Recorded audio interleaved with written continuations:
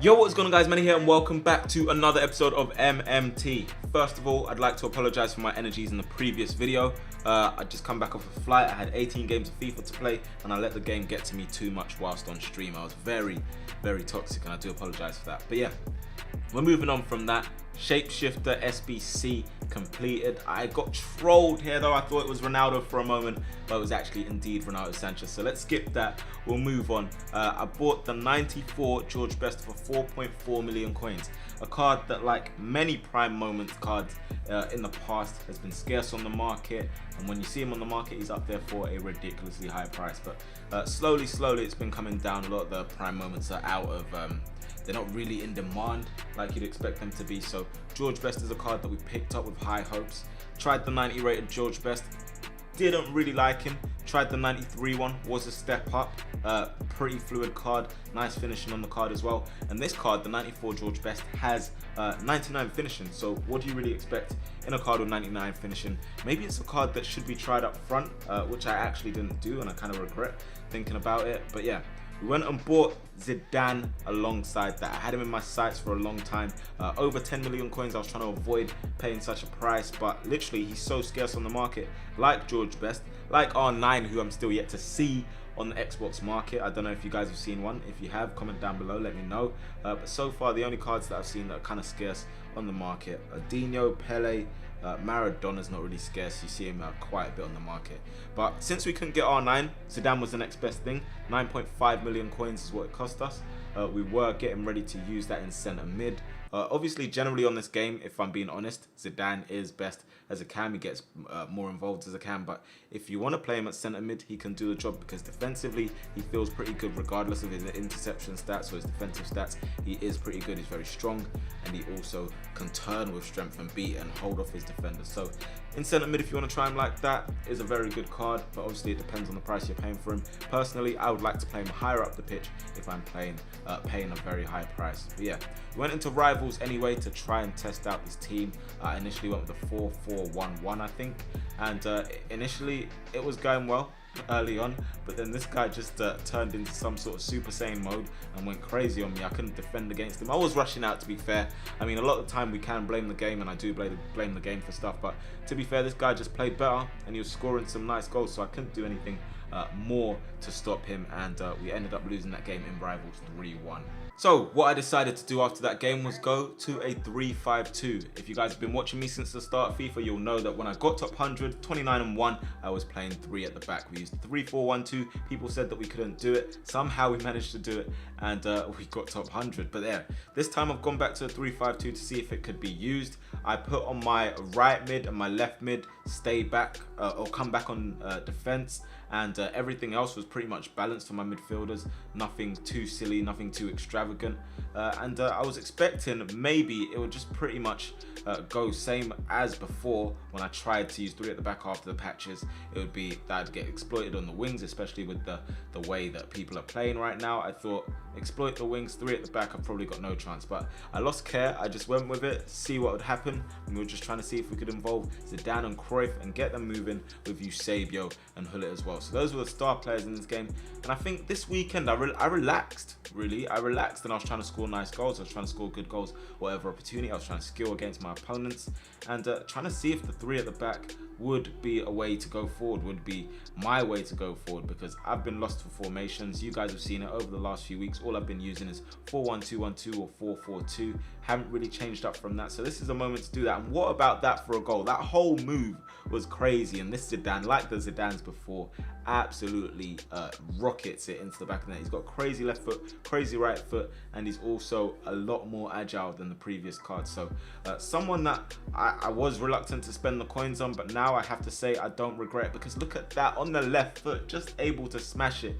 into the roof of the net time and time again, and you'll see it over and over, really. But yeah, this team, I have to say, using the 3-5-2 didn't really affect my play at all. Sometimes if I was conceding goals, it was through me being naive defensively or charging out, not being patient, because the way it was working was Bernardo Silva would come back on defense, George Best as well would also come back on defense if needed as well. So like defensively, I never felt like I was out of place. The only thing that I would say when playing 3 at the back, you have to make sure that you have leave your wingers, your centre mid, sorry, on cover wing, And when you're defending, make sure that the moment they try and move forward with their fullback, you start to move over your midfielder, change to your midfielder and move them over to get that extra bit of cover, that centre mid giving you that extra bit of cover against the wingers that are about to come forward, and also their furthest forward midfielder, because otherwise they'll exploit you down that side and it just isn't pretty at all. You guys know what it is, defending against Kent and Adama Traore, but I have to say, overall this weekend I dealt with it pretty well and it was working for me. So if you guys want to try 3 at the back, you just have to make sure that you don't take your wide centre mids or your centre mids off of cover wing, because that is important. Seedorf and Hullet doing the job for me, shifting across, and it just gave my defenders that extra bit of backing. And I never felt that my 3 at the back was really ever exposed, like I said, unless I was doing something stupid. But yeah, back to the players in my team. Cruyff turned up this week, better than last week, to be honest, more effective, more involved in the game as well, unlike that Henry. I have to say, you guys said that I was overreacting with Henry, but honestly felt like he couldn't turn. Anything that he was doing just felt really jammy and just didn't feel like a nice card. Whereas I've come in, I've bought this Zidane, and look at what he can do. Just literally rolls out his feet and smashes it into the near post. A clinical finisher, a deadly card, and 10.5 million coins is a lot, but he was paying every bit of that back every time he scored, every time he got into the area and did something clever or nice. And some of these goals aren't just average goals that I'm scoring. This Zidane was scoring some nice, neat goals, nice, neat finishing, and really was turning up. That's all I expect. When I buy a card, when it's very expensive, I want to see that shown to me in game. I want to see why I'm spending that price. Eusebio, I have to say, this 89 Eusebio for me was turning up as well. He was in the zone, man, like literally scoring some very important goals. He felt more nimble. I felt maybe I was doing something different with my dribbling or something, because Eusebio felt different to how he's felt in previous weeks. Look at that from Bernardo Silva. A very swift card as well, I have to say. If you haven't done that card, I feel sorry for you, because he's a card that you've missed out on big time. Very useful. Not many wingers, right mids that are very good in this game as well. Usually in FIFAs you'd have the likes of Gareth Bale, you'd have Messi that's very effective. You don't really play Messi as a winger in this game, to be honest, but you'd have like a Dembele that's very good. Dembele's washed on this game. I don't really like him. I don't know how people still use him. So to anyone who can use Dembele, I have to say fair play.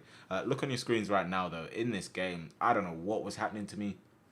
I was literally trying all I could do to score in areas, and the story was just different from my opponent. Like, look at that Eusebio there, quite close to the goalkeeper. Fair enough, that didn't go in there, but with Hullet there, I was thinking surely I'd be able to score. This guy's Neymar goes to the byline, does what he does, and Ben Yedder curving his foot to wrap that into my bottom corner. And sometimes in FIFA, it just really doesn't go your way. It's not going for you, because if I scored those goals, it could have been different. In the end, in the weekend league, you have to take your chances. You don't, you get punished, and that's just the way things go. But I was literally trying everything, honestly, at this point. Like I said, I didn't feel like it was because of my formation I was ever exploited. I felt like it was either myself being naive or, like in this game, just a bit unlucky. And by that point, I thought I'd lost the game, and he finished it off there, making it 4-1 just to solidify that win. But yeah, I wasn't disheartened by that. I wasn't trying to let the game get to me like it did last week. I wasn't trying to stress too much. I was just trying to play some nice FIFA and score nice goals, just like that one. And who's on it again? Zinedine Zidane, 97 rated. It just makes me, if this Zidane is that good, yeah, I'm thinking, oh my gosh, that 97 prime moments R9, you know, the myth, the Loch Ness monster that he is. Like, if he is anything like Zidane and he's faster and he's smoother, oh my gosh, it would be crazy. So I really do need that card in my ranks as soon as possible. So as I always say, if you see one on the market, let me know and I'll sell what I need to sell. I'll get what I need to get to make sure I get this card. Unfortunately, after 12 games for me though, George Best had to leave the club. I just didn't feel like he was doing what I needed from him. I didn't feel like he had 12 games, no goals, no assists. He was just an extra winger, and to have 4 million, 4.5 million or whatever it was on the wing, just moving like an extra, I couldn't have it. He had to leave in MMT. Hopefully in the future I can bring him back and try him again. Maybe I was a bit too rash like I have been in the past, you guys know that. But for 4.5 million coins or less, like, it just wasn't good enough for me, and I just wanted a little bit more from him. And the fact he had no contributions to any goals out of those 12 games was a little bit shocking to me. Even Bernardo Silva had some on the other side. Here you'll see we came up against a very interesting team, had a full French team, had a lot of prime moments, even had the Zidane that we had. but we had to give him a little lesson in how to use Zidane. See you later. Bye-bye, Vieira. Almost getting a very nice goal there. Eusebio having to take over and slot that in the back of the net. And like I said this week, very, very important player for me. So a lot of people do ask me if I should get Eusebio or R9. I have to say, if it's any R9 other than the Prime, I would say get Eusebio over R9 anyway. So if it's not Prime or Prime Moments R9, then I would feel like you're wasting your time. I don't personally like the 94 one. I've never made that a secret. You guys know that. But yeah, for those of you who come into my stream and say, who should I get? I save coins for Eusebio or R9. Like, I would say Eusebio, just because he's a really, really good finisher, and he's also a little bit more agile. He's got good balance as well, and decent aggression and strength too.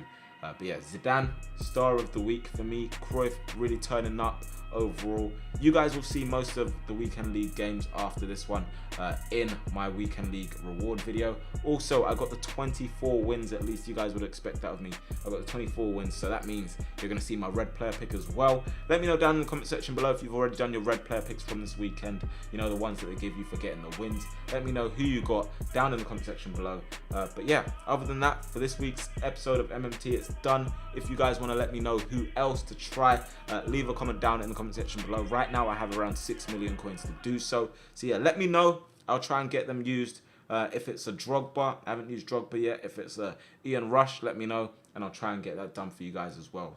But yeah, that is it for another episode of MMT. If you have enjoyed it, make sure to hit that like button for me, and I'll catch you guys next time. Peace. Destined for greatness. Back in school days, I was known for my lateness. Always wanted more, wouldn't ever try to take less. Always been the real guy, never liked the fakeness. Never liked the fakeness, always kept it real though. Back to back on the track with my little bro. Keep our heads high, but we work with our heads low. Destined for greatness, it was known from the get-go. Known from the get-go, written in the stars.